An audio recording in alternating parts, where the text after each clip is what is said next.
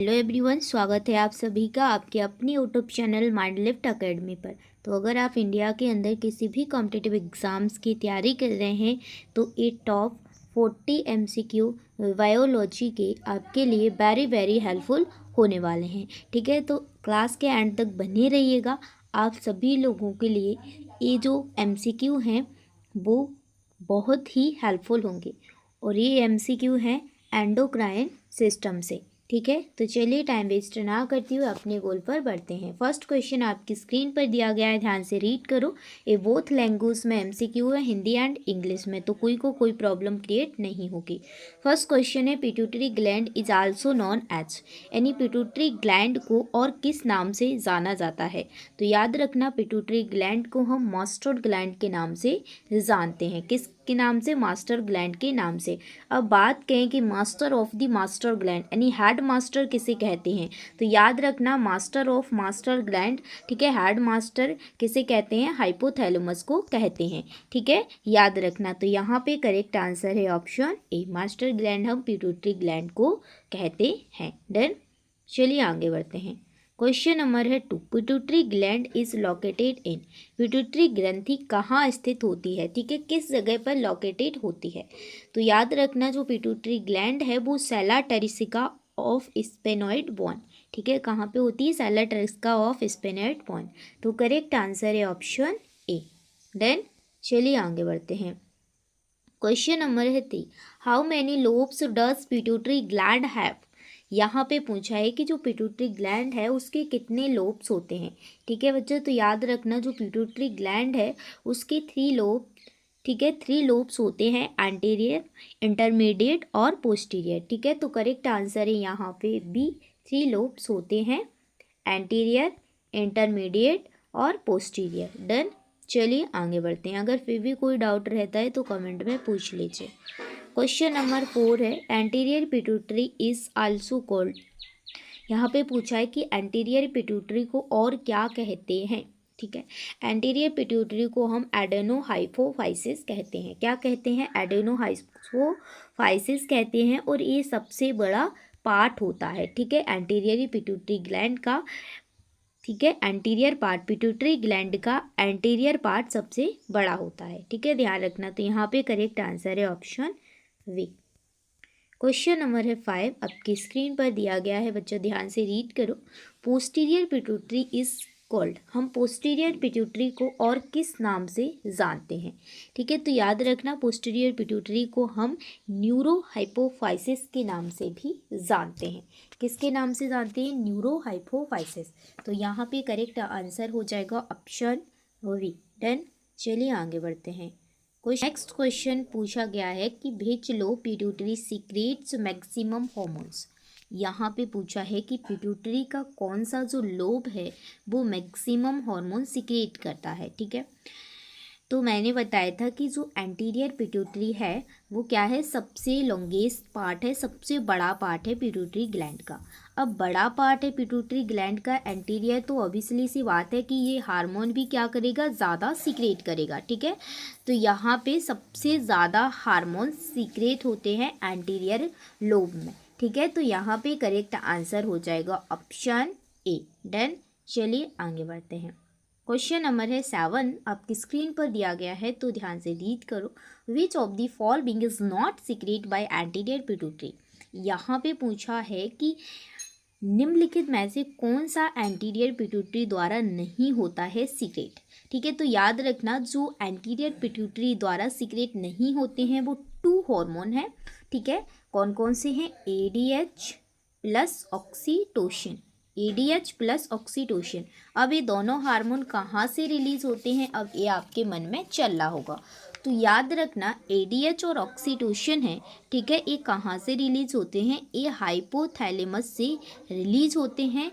अब स्टोर की बात की जाए कि ये स्टोर कहाँ पे होते हैं, तो याद रखना ये स्टोर होते हैं पोस्टीरियरी पिट्यूटरी ग्लैंड में। कहाँ पे? पोस्टीरियरी पिट्यूटरी ग्लैंड में स्टोरेज होती है। तो ये दोनों पॉइंट भी आपके लिए वेरी वेरी इंपॉर्टेंट हैं कि एडीएच और ऑक्सीटोसिन कहाँ पे बनते हैं। तो याद रखना हाइपोथैलेमस में बनते हैं और ये स्टोरेज कहाँ पे होते हैं? पोस्टीरियर पिट्यूटरी ग्लैंड में। डन। तो यहाँ पे क्या पूछा था, not secrete by anterior pituitary gland. तो याद रखना एंटीरियर पिट्यूटरी ग्लैंड से जीएच होता है, टीएसएच होता है, एफएसएच होता है, ठीक है, बट ईडीएच नहीं होता है। तो यहाँ पे करेक्ट आंसर हो जाएगा ऑप्शन सी, ठीक है, डन। चलिए आगे बढ़ते हैं। क्वेश्चन नंबर है 8। क्या पूछा है, which hormone stimulates growth of body tissues. यहाँ पे पूछा है कि कौन सा हार्मोन है जो वृद्धि को क्या करता है, उत्तेजित करता है, स्टिमुलेट करता है। तो याद रखना वृद्धि को कौन सा हार्मोन स्टिमुलेट करेगा, ग्रोथ हार्मोन, ठीक है, वृद्धि हार्मोन। तो यहाँ पे करेक्ट आंसर है option B, GH, growth hormone. Question number है 9। Excess secretion of GH before puberty causes. अगर प्यूबर्टी में, प्यूबर्टी का मतलब है जब बच्चा यौनावस्था में होता है, ठीक है, जब उसके बॉडी में चेंजेस होते हैं, सेकेंडरी चेंजेस होते हैं, तो उस टाइम अगर एक्सेस सिक्रेशन, अगर जीएच की अधिकता हो जाए, ज़्यादा हो जाए, तो प्यूबर्टी के समय वो कौन सा कॉज कर सकता है, ठीक है, क्या कौन सी डिसीज कर सकता है। तो याद रखना वो क्या कर सकता है, जिगांटिज्म, क्या करता है, जिगांटिज्म। तो यहाँ पे करेक्ट आंसर है ऑप्शन वी, डन। चलिए आगे बढ़ते हैं। सभी क्वेश्चन वेरी वेरी हेल्पफुल हैं। अगर क्लास सेशन पसंद आए तो ज़रूर चैनल को सब्सक्राइब करके वीडियो को लाइक करें और बेल आइकन प्रेस करें ताकि नेक्स्ट सेशन आपको उसका नोटिफिकेशन मिल सके। क्वेश्चन नंबर 10 है, excess GH after puberty leads to. Puberty के बाद जीएच की अधिकता किस रोग का कारण बनती है। तो याद रखना बच्चा, एक्सेस जीएच आफ्टर प्यूबर्टी किसका कारण बनती है। तो याद रखना वो बनती है एक्रोमेगाली। क्या बनती है, एक्रोमेगाली।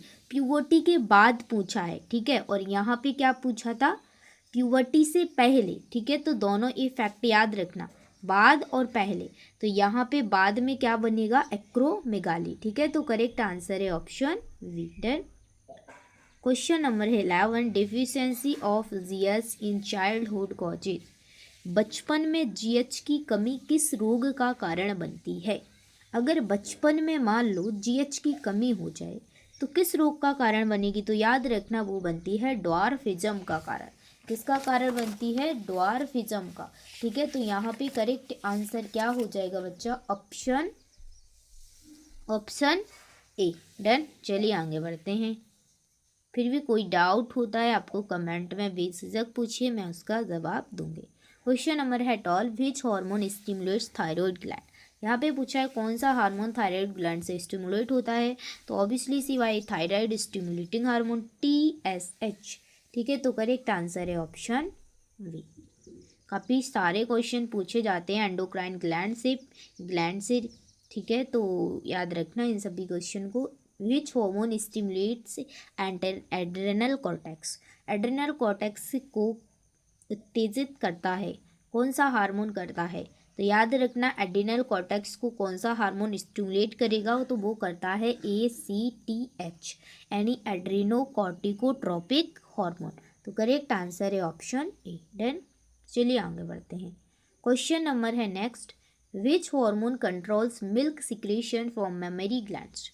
कौन सा हार्मोन मिल्क सिक्रेशन यानी स्तन ग्रंथि से दूध स्त्राव को क्या करता है, नियंत्रित करता है, कंट्रोल करता है, ठीक है। तो याद रखना बहुत सारे लोग इनमें कंफ्यूज हो जाते हैं, ऑक्सीटोसिन और प्रोलैक्टिन, ठीक है। तो याद रखना ऑक्सीटोसिन क्या करता है, एक कॉन्ट्रैक्शन, जब लेबर पेन होता है, ठीक है, तो कॉन्ट्रैक्शन करवाता है जिससे बेबी की डिलीवरी क्या है, जल्दी हो सके, ठीक है। तो ये तो वो है, तो ये तो हो ही नहीं सकता। जीएच ग्रोथ हार्मोन है, एफएसएच फॉलिकल स्टिमुलेटिंग हार्मोन है, ठीक है, फॉलिकल्स की ग्रो करवाता है। और यहाँ पे एक ही बचा, कौन सा, प्रोलैक्टिन, जो क्या करता है, स्तन ग्रंथि से दूध स्त्राव को क्या करता है, नियंत्रित करता है, मिल्क सिक्रेशन को, ठीक है, कंट्रोल करता है। तो यहाँ पे करेक्ट आंसर है ऑप्शन बी, डन। चलिए आगे बढ़ते हैं। क्वेश्चन नंबर है 15। क्या पूछा है, which hormone helps in milk ejection during lactation. यहाँ पे पूछा है कि स्तनपान के दौरान दूध निकालने में कौन सा हार्मोन सहायक है।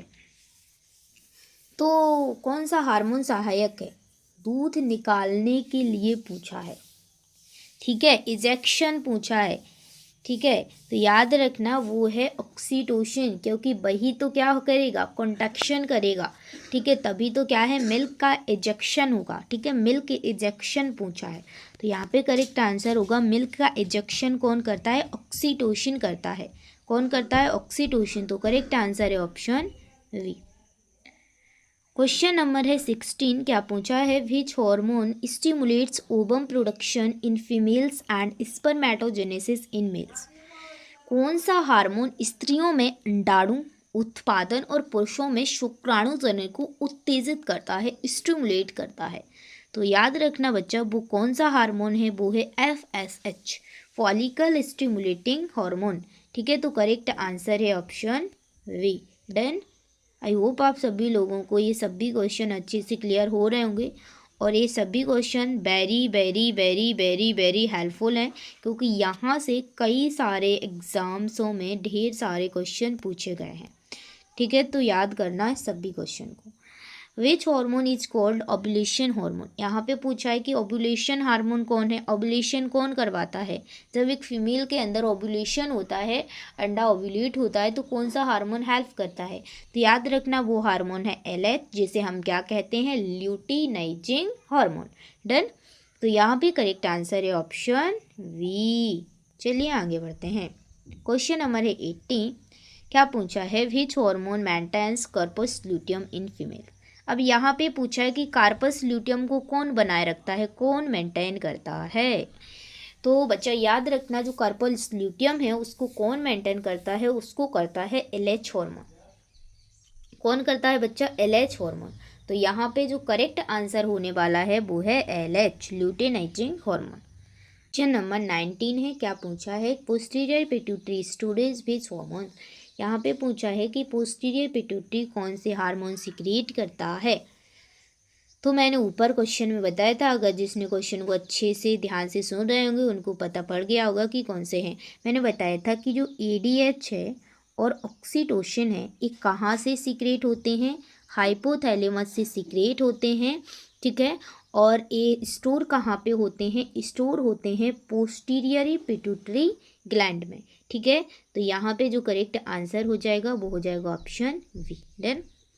चलिए आगे बढ़ते हैं। क्वेश्चन नंबर है 20, क्या पूछा है, ADH is also called. ADH को और क्या कहते हैं, ADH को हम वैसोप्रेशन भी कहते हैं। वैसोप्रेशन क्यों कहते हैं, क्योंकि ये वैसो कॉन्ट्रैक्शन करता है, तो इसलिए इसे हम क्या कहते हैं, वैसोप्रेशन कहते हैं। ठीक है, तो करेक्ट आंसर है ऑप्शन ए। क्वेश्चन नंबर है 21, क्या पूछा है, function of ADH is. ADH, function of ADH यानी ADH का कार्य क्या है।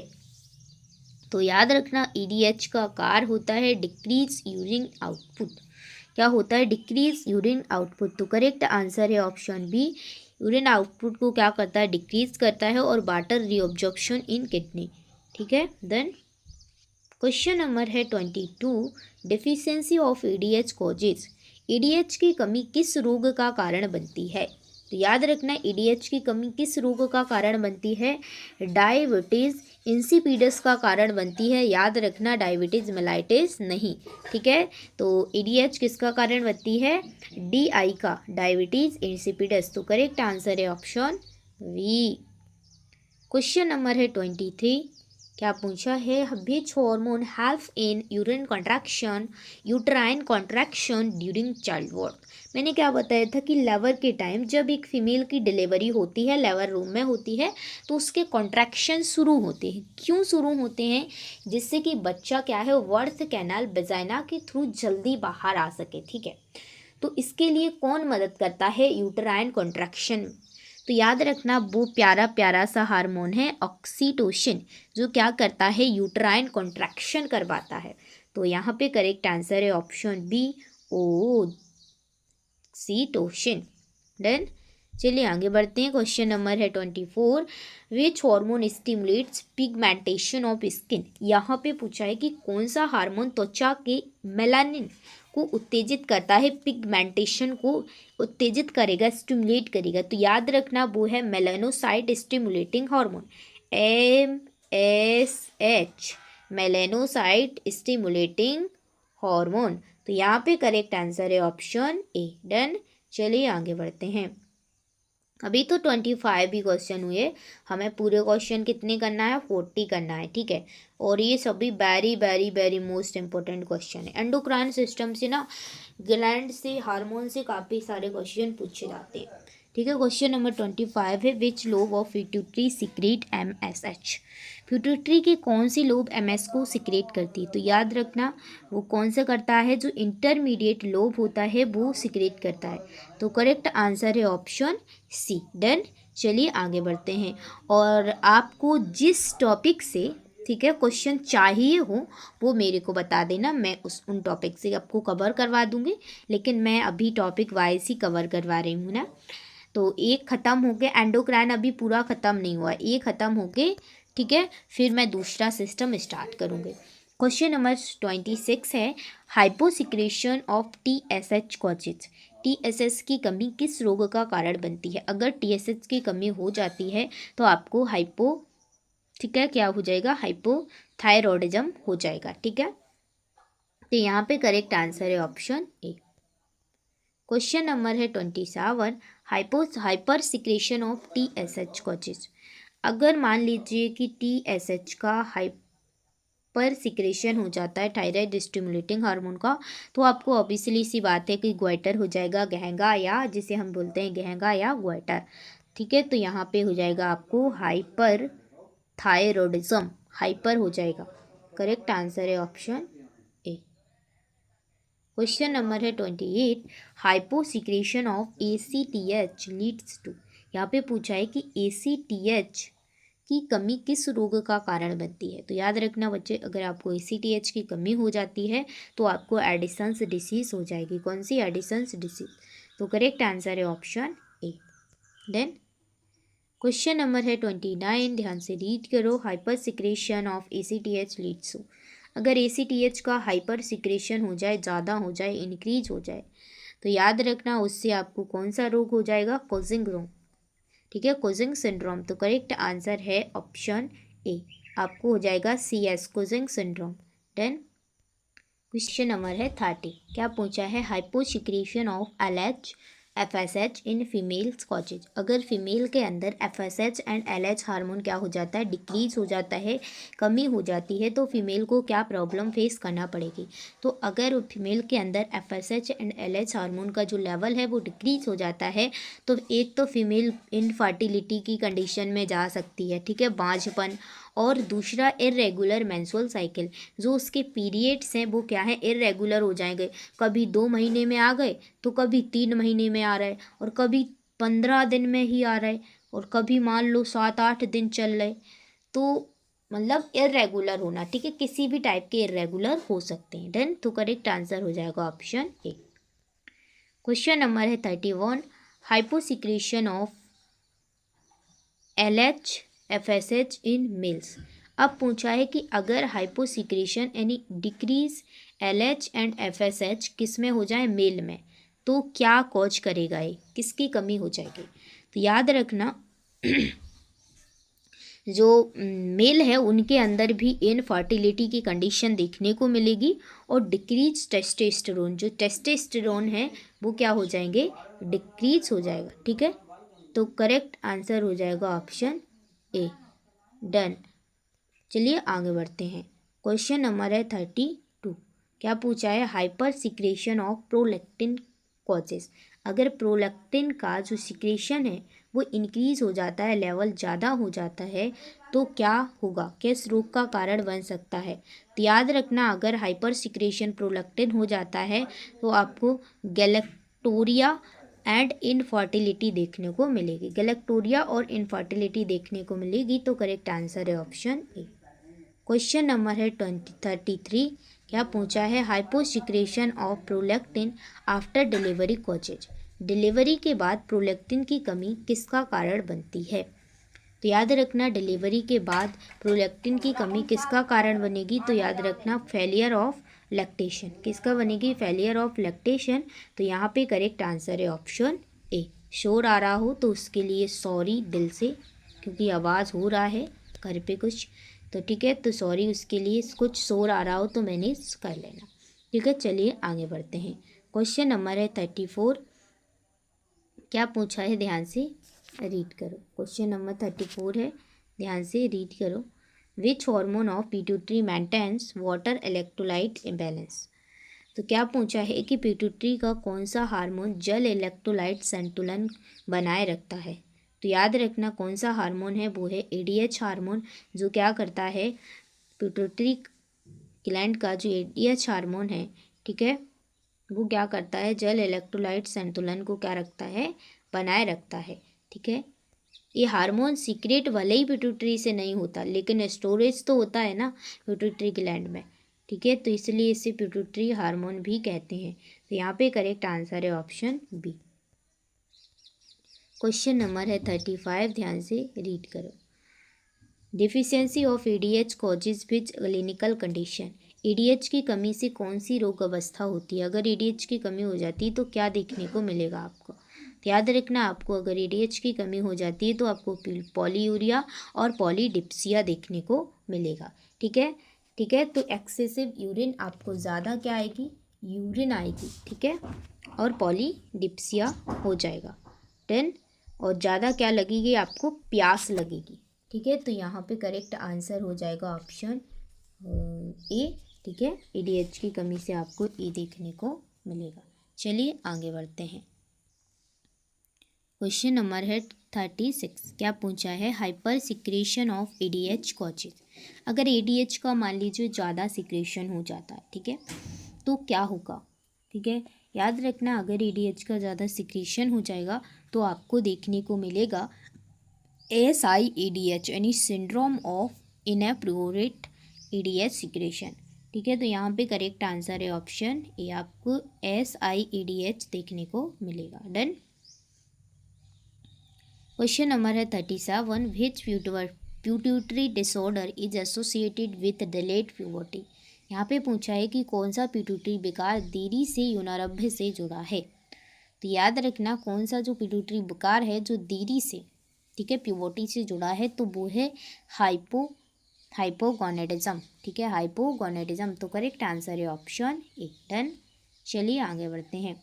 ज़रूर क्लास पसंद आए, और अगर कोई भी बोलने में गलती हुई और आपको समझ में नहीं आया तो ज़रूर कमेंट में पूछ लीजिए, और कुछ शोर हुआ उसके लिए सॉरी। ठीक है, आवाज़ें आई तो मैनेज कर लेना। क्वेश्चन नंबर है 38, which pituitary tumour commonly causes vision problem. कौन सा पिट्यूटरी ट्यूमर दृष्टि संबंधी समस्या पैदा करता है। तो याद रखना, वो कौन सा है, वो है क्रैनियोफैरिंजियम। ठीक है, तो यहाँ पे करेक्ट आंसर है ऑप्शन बी। डन। चलिए आगे बढ़ते हैं। क्वेश्चन नंबर है 39, which pituitary hormone is associated with stress response. कौन सा पिट्यूटरी हार्मोन स्ट्रेस रिस्पॉन्स से जुड़ा है। तो याद रखना, स्ट्रेस रिस्पॉन्स से कौन सा हार्मोन जुड़ा है, ACTH। ठीक है, तो यहाँ पे करेक्ट आंसर है ऑप्शन ए। Sorry, done.